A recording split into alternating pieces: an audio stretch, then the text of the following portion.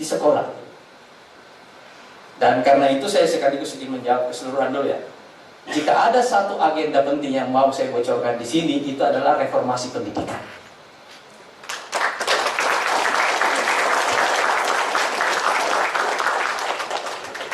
Pertama-tama masalah struktur organisasinya dulu.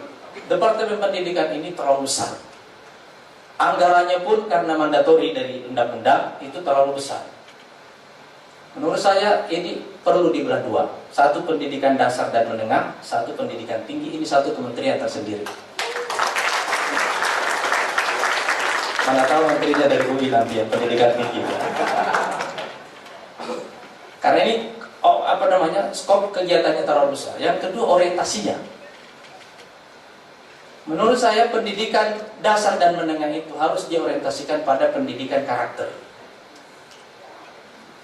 Dan dalam proses pendidikan karakter ini yang jauh lebih penting itu adalah menanamkan apa yang saya sebut sebagai the logic of life. Coba kita lihat saja. Kita selalu mengkritik kemiskinan kita, tapi akarnya menurut saya ada di kurikulum ini. Ya kan? Ada satu kata dalam hidup kita yang mempengaruhi hidup kita seluruhnya sampai kita meninggal. Tapi kita tidak pernah belajar sejak di rumah, di sekolah, sampai kita dibentuk oleh realitas kehidupan. Namanya uang.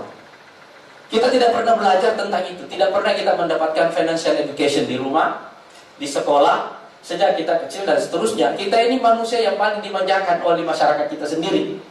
Kecil diongkosi oleh orang tua sampai kita selesai kuliah. Selesai kuliah masih diongkosi oleh mertua beberapa tahun. Sampai kita bisa mandiri. Karena konsepnya extended family. Iya kan? Karena itu pengangguran tidak terlihat ini banyak gitu kan? Ada banyak juga kader PKS yang mengalami masalah ini kan?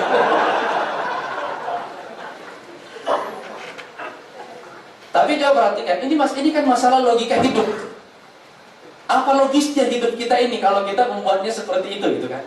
Kelihatan tidak ada masalah, tetapi kemudian kita melihat bahwa struktur sosial kita itu extended family seperti di struktur keluarga kita ini, itu memang mempengaruhi dalam hal nilai orang per orang menjadi rendah karena tidak dihitung sebab dia digabung dalam nilai keseluruhan dalam sebuah keluarga. Ya kan?